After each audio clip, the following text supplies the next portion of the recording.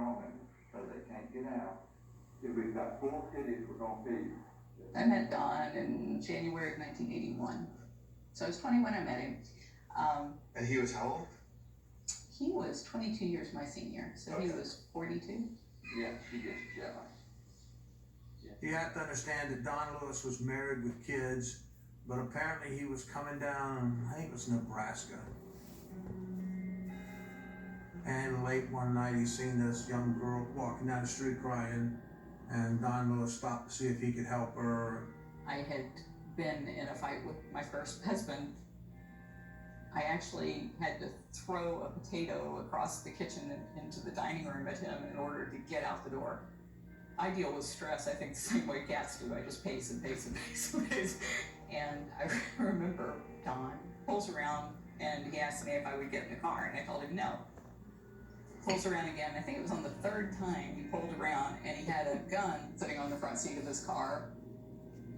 And he said, "You could hold this gun on me. I just need somebody to talk to." So I picked up the gun, held it on him. We drove around town and he talked. And I ended up spending the night with him. Don Lewis deserted basically his wife and kids because he was in love with the younger blonde woman, known as Carol. He told me that he had met her. I was speechless. I adored him. I told him that I loved him till the day I died, but it was over.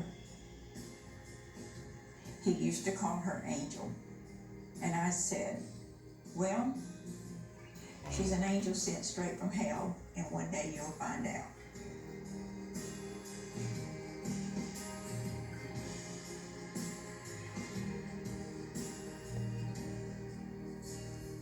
At first, it seemed like they were really gonna make it. I liked Carol. I really did like Carol, but Don was not an easy man. Don was a millionaire. He was a multi-millionaire, okay? And he didn't like her spending his money. She was very ambitious. She wanted to go somewhere and be somebody, and she didn't want to stay walking down the street in the middle of the night. I've got her diary. I've got it all. Good evening, world. Welcome to Saga 6 of the Carol story. Okay, well, tonight, we just happened to have gotten in the mail today Carol's diary. He said he wanted to be loved for the man he was inside, and that women knew how rich he was. He would never know if they loved him for his money. Don started out with nothing. You could not have looked at Don and even had an inkling that he had amassed the wealth that he had. You never saw Don dressed up. He had his blue jeans and his t-shirt. But he carried a $500 bill around in his pocket. Just because he could. We said he had a green thumb for money, because anything he touched practically, he made money on. I worked for Don Lewis for 10, 15 years, but knew him much longer than that. And you'd have to know Don to know his properties.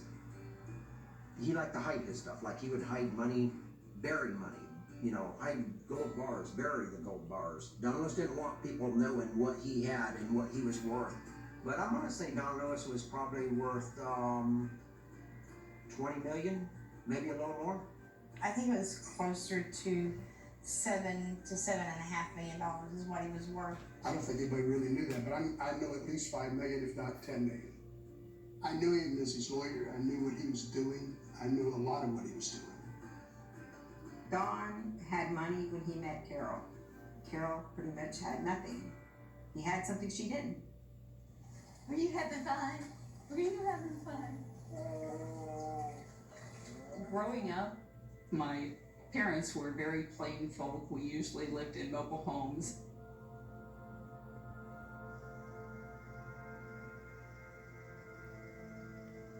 I never really got how poor we were until I was a teenager.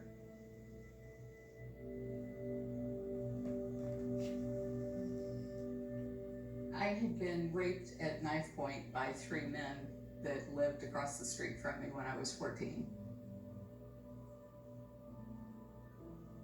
In my family, they were fundamental Christians that believed in